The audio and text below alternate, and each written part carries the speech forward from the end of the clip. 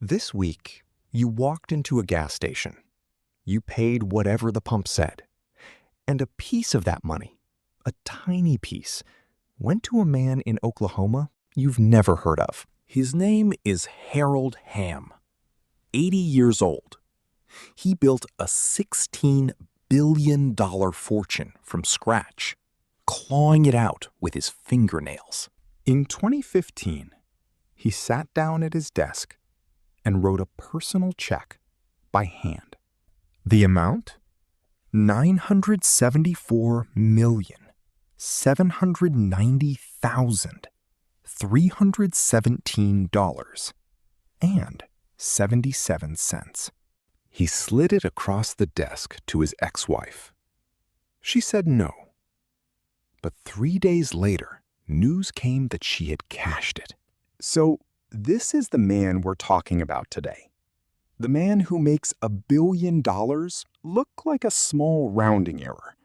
And the man you've been quietly paying rent to your entire life. Before today's private jets and billion-dollar life, Harold was a boy running barefoot through the red dirt of Lexington, Oklahoma. 13 children in one single-room remote shack. His parents were seasonal workers with no fixed place. Wherever cotton grew, they went, moving from farm to farm. Harold's earliest memory was picking tomatoes barefoot in the fields. The family couldn't afford shoes for the youngest. The man who today controls a piece of Oklahoma didn't own shoes until he was 6. In high school, he worked at a gas station to earn money, 50 hours a week. He filled tanks, checked cars, and watched customers pull up in vehicles worth more than their own homes. He was always watching the world around him. Every night, as he closed the station, he watched the tanker trucks pulling in. Massive steel beasts, full of black gold. He kept wondering, whose oil is this? Where does it come from? How does it get here? He thought about it until 1966. Then he had his answer. A second-hand blue pickup truck. As the saying goes, buy a Ford, be a lord. He handed his number out to drillers who didn't care much. Harold brought them oil. Some were surprised to see a 21-year-old kid, but it worked for their business too. A year later, he founded a company.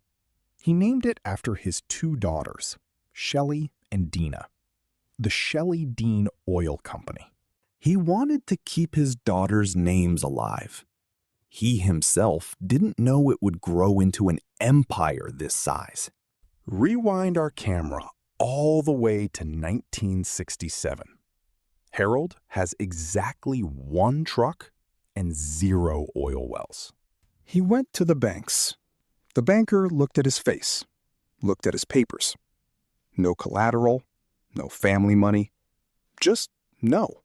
He took whatever money he could find, $1,000, and got to work. And he drilled his first well in 1971 on land nobody wanted. Oil began gushing from the ground, 20 barrels an hour. It was perfect. Harold stared at that gushing well, and fire began to burn in his eyes. He jumped into his truck and floored it straight to the county land office. "I want more land." Standing across from the clerks, muddy boots and drilling clearly on him, eyes still burning, a man on fire. By the 80s, Harold was no longer a kid. He had wells all over Oklahoma, a wife and kids, a company, nearly everything most people would call having it all. Then, in 1990, he made a decision. He changed the company's name. Shelley Dean Oil became Continental Resources. Bigger name, bigger ambition. Because Harold had started seeing something the giants couldn't. He had bought some land in North Dakota, It was called the Bakken, cold, empty land. Everyone knew there was an oil deposit under the Bakken, but how to get it out? That was the frightening part. Oil was trapped in shale rock, a rock that lived up to its name. Regular drilling didn't work.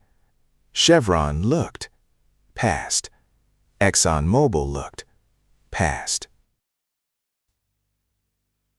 The largest oil companies in the world said no. The math didn't work. It couldn't be done. Until Harold. In 2003, he bought 300,000 acres in the Bakken. He put every dollar he had and could borrow into it. Then he did what nobody thought could work. He merged two technologies, horizontal drilling and hydraulic fracturing, also known as fracking. You've heard the word, but get this. Fracking existed before Harold, but nobody could scale it. Harold was the first to run it like a factory. The earth cracked open. The Bakken began producing. No longer 20 barrels an hour. Hundreds of thousands of barrels per day were flowing into his hands. In 2007, Continental went public. Harold sold $300 million of stock in a single afternoon. Think Elon Musk, but 30 years earlier. And instead of a Twitter account, he had dirt under his fingernails. Here's the crazy part. Before Harold, America imported most of its oil from Saudi Arabia, from Venezuela. An era closed in American oil history, and a new era opened. Before Harold, after Harold, America became the largest oil producer on the planet. A boy from Lexington, Oklahoma, changed the energy map of the world. Time magazine put him on its list of the 100 most influential people in 2012. In his 50s, Harold was already one of the richest men in America. But the real turning point came at the age of 74. Something changed everything. In March 2020, the world stopped. The pandemic hit. Nobody drove. Nobody flew. Nobody moved. Demand for oil collapsed. But wells couldn't just stop pumping. Supply kept coming. For the first time in history, on April 20th, 2020, oil prices went negative. Sellers were paying buyers to take barrels off their hands. Nobody wanted oil, not even for free. The system was broken. One of the biggest names in shale, Chesapeake Energy, went bankrupt. The industry shook. The giants that had once mocked him were quietly retreating. And Continental? Continental was bleeding too. Harold's personal fortune, once $18 billion, collapsed to $2.4 billion. A 96% loss. Everything he had built for 50 years evaporating.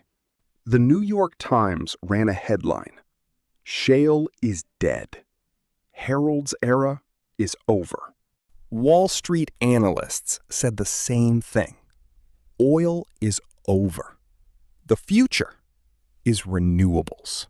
Everyone was panic selling. Shale companies falling one after another. Investors running. But Harold sat still, silent, watching. Because Harold had learned something in his 50 years in the oil business. Every panic is a photograph, and every photograph gets cheap. He didn't sell. He didn't panic. He made a plan. While Continental shares were at their lowest, he called his lawyers and his 5 children. Nobody wanted oil, not even for free. The system was broken. Then he waited and waited, and oil came back. By 2022, oil prices soared past $100 a barrel. Continental stock exploded. Each of his 5 children was now $2.3 billion richer. Overnight, The family fortune was quietly stored away in the vaults of the next generation. Perfectly legal, perfectly timed. Was he a genius, or was he something else? Maybe both. but everything was legal. Every step of it planned by tax attorneys down to the last decimal. In just 2 years, family wealth had been passed down without paying billions in inheritance tax. They call this asset transfer at market lows. It's a skill, not a crime. Panic is your friend, Harold learned. When others sell, you buy. When they lose their heads, you keep yours. This is the game the wealthy have been playing quietly for decades. But nobody hands you the rules on the way in. You call it a panic sale. He calls it a wealth transfer. But life isn't only about winning. In 2015, Harold ended a 26-year marriage with his second wife, Sue Ann Arnall. She was a lawyer, and she asked for her share. The court gave Sue Ann Arnall $974 million. Harold's attorneys thought they had won. But Sue Ann refused the check. She said she had been shortchanged. Her share was not enough. But 3 days later, news broke that she had cashed the check, $974 million, in one silent transaction. $974 million, the price Harold Hamm paid for freedom. The Oklahoma Supreme Court upheld the settlement 7-2. Harold walked out unshaken. By 2022, oil prices had passed $100 a barrel. Harold made a bold decision. He took Continental Resources private again. $27 billion, the largest oil deal of the decade. The company was fully his again. No shareholders, no boardroom pressures, just Harold. Continental now produces 450,000 barrels of oil every day. But money is just one column in Harold's life. There's another, and it's just as important. Politico described him, to paraphrase, as the president's energy advisor. In April 2024, Harold sat down at a private dinner at Mar-a-Lago, just him and the president. Reports say Harold made an offer, $1 billion in campaign donations. In exchange, the scrapping of environmental protections. By election time, $96 million had already flowed into fossil fuel campaign committees. Harold's fingerprints were everywhere. In October 2025, Harold hosted a fundraising dinner for the new White House ballroom. $600 million raised in a single night. By March 2026, his name was being circulated as a possible United States Senator. National Review called him a quiet, bookish man who prefers reading to speaking. His homes are all in Oklahoma, modest by billionaire standards. He flies his own plane. He has since he got his pilot's license in 1973. In August 2025, his daughter Shelley took over as chair of Continental's board. The name Shelley Dean, once painted on a small wooden sign, was now the chair of the largest private oil company in America. In 2028, Continental signed a 15-year deal for the Oklahoma City Thunder Arena, renamed Continental Coliseum. Every night, 20,000 basketball fans chant Continental's name without knowing. In front of the Continental headquarters stands a bronze statue, a snarling bull. Its name is Bo. Boo stands as a message. Continental doesn't back down. Continental attacks. But Harold himself is not that bull. He's the man who owns the bull. He knows that real power is quiet, silent, almost invisible. The louder you get in his world, the smaller you actually are. He doesn't do interviews. He doesn't do tweets. He doesn't give speeches. He operates in silence, behind closed doors, in ballrooms and boardrooms. In one of those rooms, the American energy policy of the next 20 years is being written. And Harold is at the table. He isn't just a billionaire. He's an architect of America's energy future. So what does Harold's story really teach us? It's not just about oil. It's not just about drilling. It's about seeing what others don't, waiting where others panic, buying where others flee. Real wealth is not built when things go up. Real wealth is built when things fall.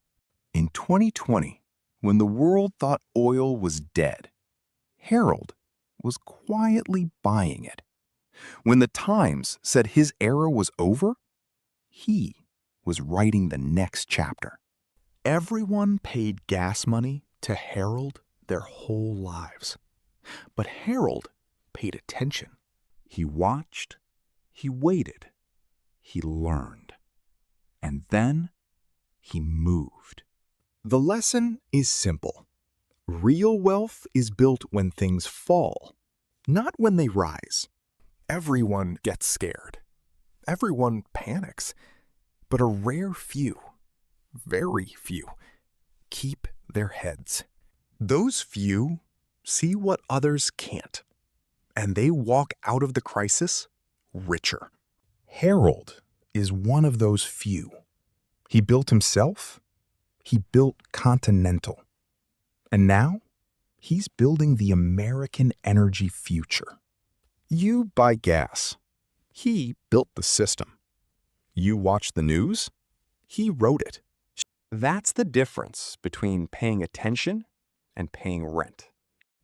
Every time you drive to work, part of that gas money goes into Harold's system.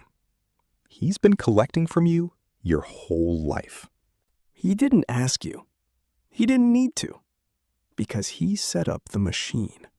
Now let's return to that first scene. That gas station. That pump. That amount you paid. Look at those red numbers. Every one of them counts. Because behind those digits, a very quiet man in Oklahoma is nodding. Harold Glenn Hamm, 80 years old, still flying his own plane, still holding the pen. He doesn't chase headlines. He doesn't chase applause. He just chases the next opportunity. In a diner in Oklahoma, if you sit 2 tables over, you might see him. A silver-haired man in cowboy boots, drinking black coffee, reading a book. And that's Harold Hamm, the barefoot boy from Lexington who became the quietest king of American oil. I'm James, and see you next time on Unknown Fortunes.